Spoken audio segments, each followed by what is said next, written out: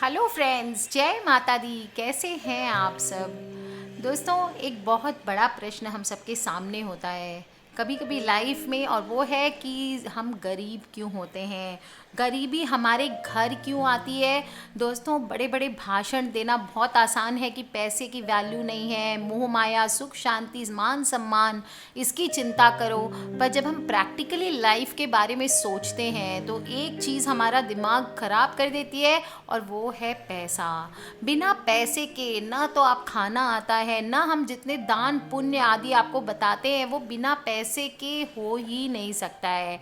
हमारे पास पैसा होगा लाइफ में तभी हम सरवाइव कर सकते हैं, क्योंकि आज के ज़माने में कुछ भी फ्री नहीं मिलता है। मनुष्य को अगर 1 किलो चावल भी चाहिए तो उसके लिए भी 50 रुपये देने पड़ते हैं।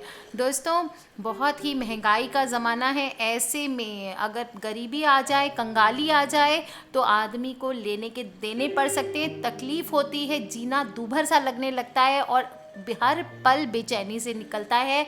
दिमाग में एक इनसिक्योरिटी आती है कि आगे क्या होने वाला है।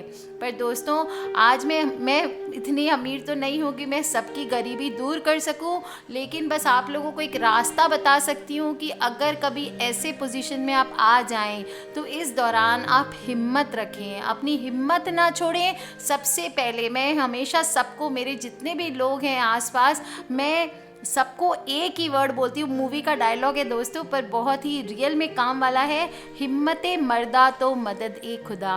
अगर आपके अंदर हिम्मत होगी तो भगवान भी आपकी मदद करेंगे। जिस समय या जिस वक्त आपने हिम्मत छोड़ी, बस आप गए समझो। दोस्तों, हर एक की लाइफ में एक साइकिल है ये। चाहे करोड़पति से करोड़पति हो, आप अंबानी को भी ले लीजिए, तो वो क्या करते, एक टाइम पे उनके फादर कपड़े की गठरी कंधे पे ले लेके बेचते थे, पर आज वो, अगर उनके बच्चे सुख पा रहे हैं या उन्होंने सुख पाया, तो क्यों पाया? क्योंकि वो उन्होंने मेहनत की, वो वहाँ तक पहुँचे। दोस्तों, आप रजनीकांत हीरो के बारे में, कल मैं एक रजनीकांत की मूवी चल रही थी, मैंने देखा कबाली या कौन सी, मैंने सबको कहते सुना कि रजनीकांत एक कंडक्टर थे। दोस्तों, कितनी छोटी सी बात है, एक कंडक्टर थे, पर उन्होंने इतनी मेहनत की, उन्होंने उस ड्रीम को देखा, उन्होंने वहाँ तक पहुँचने का सोचा, तब वो वहाँ तक जाके पहुँच पाए। दोस्तों, ज़्यादा दूर जाने की ज़रूरत नहीं। हमारे देश के प्रधानमंत्री एक चाय वाले से शुरू करके आज एक प्रधानमंत्री है। इससे ज़्यादा एग्जाम्पल क्या हो सकता है? दोस्तों, सरवाइव करना सीखिए, स्ट्रगल करना सीखिए, मेहनत करना सीखिए, और सबसे ज़्यादा इम्पॉर्टेंट होता है, अपनी ज़िंदगी से नेगेटिव एनर्जी को दूर करके रखिए। हमारे यहाँ गरीबी, हम सोचते हैं क्यों आती है? गरीबी आती है क्योंकि हमारे आसपास हमने नेगेटिव एनर्जी को इकट्ठा कर लिया होता है, जो कि सबसे पहले तो हमें हताश कर देती है कि हमारे पास कुछ है नहीं, हम नहीं कर सकते हैं, हमारे से होगा ही नहीं।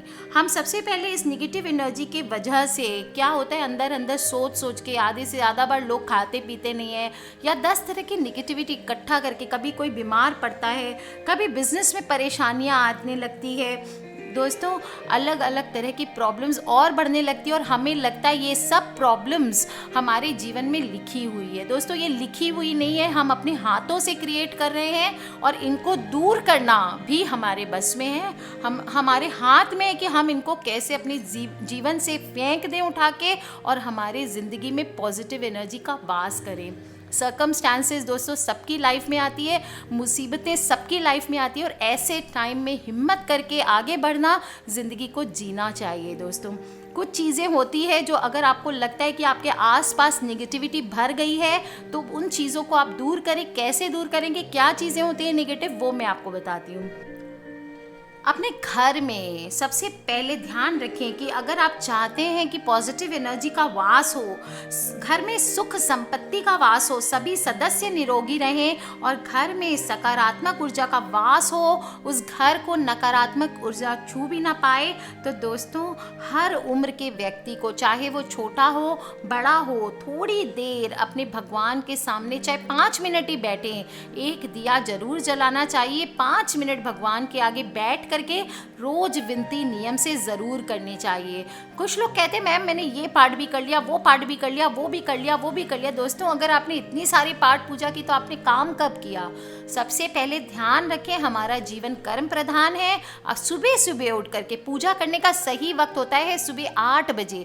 लेट से लेट आप करें तो 9 बजे तक कर ले दोस्तों। उसके बाद अपने डेली के वर्क में लग जाना चाहिए मनुष्य को, तभी वो सक्सेसफुल हो सकता है। अगर आपकी कोई वैसा बिजनेस है या काम है जो नाइट में चलता है, जैसे आजकल नाइट में कॉल सेंटर्स वगैरह चलते हैं दोस्तों, तो मैं उनकी बात नहीं कर रही हूँ, वो अकॉर्डिंगली अपने रूटीन को सेट कर सकते हैं। घर के मंदिर में हर दिन पूजा पाठ ज़रूर होना चाहिए। घर में जिस घर में पूजा पाठ होते घंटी ज़रूर बजाना चाहिए। घंटी की आवाज़ होती है, धूप दीप होते हैं, वहाँ से नेगेटिविटी ख़त्म हो जाती है। दोस्तों अगर आपके घर पे नेगेटिविटी ज़्यादा हो गई है तो रोज़ सुबह शाम घर में 2 लौंग और 2 कपूर डाल करके आरती करें, धुआं करें, धूप दीप करें दोस्तों, और देखेंगे कैसे आपके घर से नेगेटिविटी भाग जाती है। घर में कभी भी पैरों में झाड़ू नहीं लगानी चाहिए और हमेशा झाड़ू को छिपा कर रखना चाहिए। जब भी गाय की, भले आप कम से कम हो, आप एक रोटी दोस्तों एक छोटी सी बना ले, पर गाय को पहली रोटी ज़रूर निवाला दें। अपने हाथ जोड़ करके पहली रोटी जो है वो गाय को दें। इससे माना जाता है कि देवी देवताओं को भोग लगता है और जो भी खाना आपके घर में बनता है वो प्रसाद बन जाता है। दोस्तों एक पॉइंट और है, मैं कई घरों में देखती हूँ, जाती हूँ, तो वो चप्पल जूते उनके लगता है कि 25 लोग उस घर में हैं, उनके चप्पल जूते इस तरह से फेंके हुए रहते हैं कि कुछ कहने की बात नहीं है। दोस्तों घर में कभी भी चप्पल जूते इधर उधर बिखरे हुए नहीं होना चाहिए, उनको क्रम से लगानी चाहिए। जितनी ज़रूरत हो उतनी सामने रखें, बाकी जूते चप्पलों को अंदर उठा के रखना चाहिए। ध्यान रखें कोई भी चप्पल को आप उल्टी ना रखें। घर के मुख्य द्वार पर सिंदूर से स्वस्तिक, ओम, जो भी शुभ चिन्ह है, त्रिशूल आदि बनाएं, जिससे सकारात्मक एनर्जी का आपके घर में प्रवेश होता है। दोस्तों सप्ताह में एक दिन नमक के पानी से पूरे घर में पोंछा लगाएं, रोज लगा सके तो बहुत अच्छी बात है। अगर आपको लगता है कि आपके घर में हद से ज़्यादा नेगेटिव एनर्जी भर गई है दोस्तों, नमक से अच्छा उपाय नहीं है। अगर आपको लगता है किसी ने टोना टोटका आदि किया है तो सबसे पहले अपने पूरे घर की अच्छे से सफाई कर लें। जो भी आपके घर में फालतू सामान, यूजलेस सामान दिखे उसको आप बाहर फेंक दें। उसके बाद पूरा घर नमक के पानी से पोंछा लें और आप खुद भी नमक के पानी से स्नान करें। दोस्तों आप देखेंगे कैसे आपके शरीर में पॉजिटिविटी का वास होता है, कैसे आपके घर में पॉजिटिविटी का वास होता है।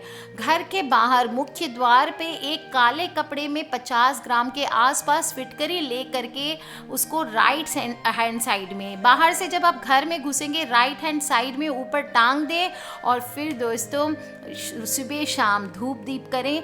कोई रीज़न नहीं है आपके घर में लक्ष्मी माता का वास नहीं होगा। ध्यान रखें दोस्तों घर के बाथरूम को कभी भी खुला नहीं छोड़ना चाहिए, उससे नेगेटिव एनर्जी घर में फैलती है। घर के बाथरूम को हमेशा साफ सुथरा रखना चाहिए। दीवारों पे अगर कोई टॉयलेट करते हैं तो प्लीज़ पानी डाला करें और ध्यान रखें कि बाथरूम की बदबू घर में ना आने पाए। पूजा घर में पूजा सुबह 6 बजे से 8 बजे के बीच तक कर लेनी चाहिए। ट्राई करना चाहिए कि कुश के आसन पर बैठ के पूजा करें। अगर कुश का आसन ना हो आपके पास तो आप कंबल आदि भी ले सकते हैं। दोस्तों मुख हमेशा आपका पूरब की तरफ या उत्तर की तरफ मुख करके आपको पूजा करना चाहिए। और बिस्तर पे बैठ करके, किसी किसी को बेड टी की आदत होती है या बिस्तर पे बैठ के भोजन करते हैं। दोस्तों आपको कभी भी बिस्तर पे बैठ करके भोजन आदि नहीं करना चाहिए। ऐसा करने से रात्रि में डरावने सपने भी आते हैं और अपवित्रता आपके घर में बैठती है। दीपक की लौ या धूप या पवित्र अग्नि जो भी आप जला रहे, दोस्तों मैं अगरबत्ती जलाने के खिलाफ हूँ इसलिए मैंने अगरबत्ती का नाम नहीं लिया। जो लोग अगरबत्ती जलाते हैं वो अगरबत्ती को भी ध्यान रखें। कोई भी चीज़ को कभी भी फूंक मार करके आपको नहीं बुझानी चाहिए। घर में साफ सफाई रखनी चाहिए, मकड़ी के जाले नहीं रखने चाहिए। जिस घर में माना जाता है कि मकड़ी के जाले लग गए वो घर से लक्ष्मी अपने आप चली जाती है। कबूतर को कभी भी घर नहीं बनाने देना चाहिए। कबूतर का अगर घर में वास हो गया तो समझ लीजिए लक्ष्मी का वास पूरा हो गया। पूजा घर में अगर कोई प्रतिष्ठित मूर्ति है तो वो खंडित ना हो, ये बात का आप स्पेशल ध्यान रखें और हर रोज़ पूजा नियमित रूप से करें।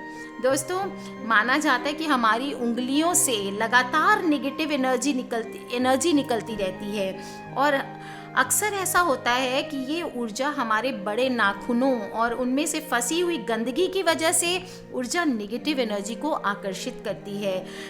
इसलिए अपने नाखूनों को हमेशा छोटा रखें और साफ सुथरा रखें। रात को सोते समय सेंट या डियो का प्रयोग ना करें, इससे नकारात्मक ऊर्जा का वास होता है। दोस्तों, गंदे कपड़े भी हमें नहीं पहनने चाहिए और घर में कोई भी समय आप अगर देखते हैं कबाड़ पड़ा है या बासी फूल आपने भगवान के सामने चढ़ाया है वो पड़ा हुआ है तो उसे फौरन हटा दें। भगवान को हमेशा ताजे खिले हुए फूल चढ़ाएं।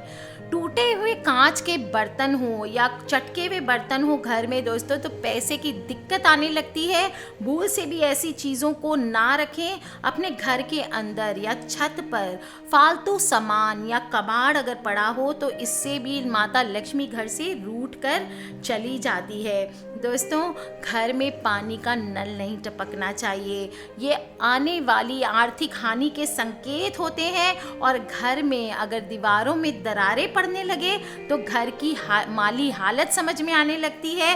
अगर दीवार में दरार आ गई है तो उसे तुरंत ठीक करवा लें। दोस्तों, बहुत सारी चीज़ें हैं, अगर आप ये कर लेंगे तो आप देखेंगे कई लोगों के पास जिनके पास धन और संपत्ति की कोई कमी नहीं होती है, धर्म ग्रंथों एवं लक्ष्मी जी की पूजा को दकियानूसी मानते हैं और पुरानी बातें मानते हैं। ऐसे लोग लक्ष्मी जी के प्रकोप से ज़्यादा दिन तक बच के नहीं रख सकते हैं। जैसे ही लक्ष्मी जी अपने भक्तों को धनवान बनाती है वैसे ही उनकी पूजा और धार्मिक कार्यों को दकियानूसी मानने वालों को कंगाल भी बना देती है। कहा जाता है दोस्तों कि लक्ष्मी माता एवं अन्य देवता जिससे एक बार रूठ जाते हैं वो अत्यधिक परिश्रम के बाद भी फिर उस घर में नहीं आते और उनका सब कुछ नाश हो जाता है। दोस्तों, दान कर कीजिए, जो भी आपकी श्रद्धा शक्ति हो हमेशा दान करें। अगर घर में बरकत नहीं होती है तो अपनी आय का 10% या 1% ही हिस्सा भगवान को दान करें। आप देखेंगे कभी भी घर में दरिद्रता नहीं आएगी, कोई भी बीमारी नहीं आएगी। हमेशा घर को खुशबूदार रखें, धूप दीप जलाएं, अगरबत्ती कपूर जलाएं। दोस्तों, जूठन रात को ना रखें, रसोई में ट्राई करें। कोई बात नहीं, आपके घर पे मेड आती है, मैं समझ सकती हूँ, तो आप कम से कम जो थाली में प्लेट में आपने खाना फेंका है वो एटलीस्ट आप डस्टबिन में डाल दें और उसके बाद प्लेट को बेसिन में धोने के लिए रखें। दोस्तों, रोज नहा धो करके साफ सुथरे रहें। जो लोग खुद को साफ सुथरा नहीं रखते हैं माता लक्ष्मी उनके पास भटकती भी नहीं है। रोज नहाना चाहिए। रोज शरीर को साफ रखने की परंपरा इसीलिए बनाई गई है क्योंकि लक्ष्मी माता को गंध मारते हुए लोग बिल्कुल पसंद नहीं आते हैं। दोस्तों, गाय की पहली रोटी मैंने पहले भी बताया, दिया कीजिए और शनिवार के दिन काली गाय काले जानवर शनि का दान नियम से करना चाहिए। घर में साफ सफाई तो रखनी है दोस्तों। अगर आप इन नियमों का पालन करेंगे तो लक्ष्मी जी आपके घर में अस्थायी रूप से निवास करेंगी। और अगर आप इसको अगर सोचते हैं कि ये सब बेकार की बातें हैं तो दोस्तों अपनी गरीबी के लिए आप खुद जिम्मेदार हो सकते हैं, आगे वो आपकी मर्जी है। आज के लिए बस इतना ही दोस्तों। तो कर लीजिए अपने घर को सुव्यवस्थित और साफ सुथरा, माता लक्ष्मी के आगमन की तैयारी कीजिए। आज के लिए बस इतना ही। Take care friends, love you all. जय माता दी। खिलखिलाते रहिए, मुस्कुराते रहिए, सब्सक्राइब करके रखें ताकि आप और मैं आने वाले वीडियोस से कनेक्टेड रहें और अपने दोस्तों से, अपने परिवार वालों से इस बातों को शेयर करना ना भूलें क्योंकि हमें नहीं पता कौन सी वीडियो कब किसकी लाइफ बदल दे। किसी भी तरह की प्रॉब्लम हो प्लीज़ मुझे वीडियो के नीचे लिख के पूछ सकते हैं। जय माता दी।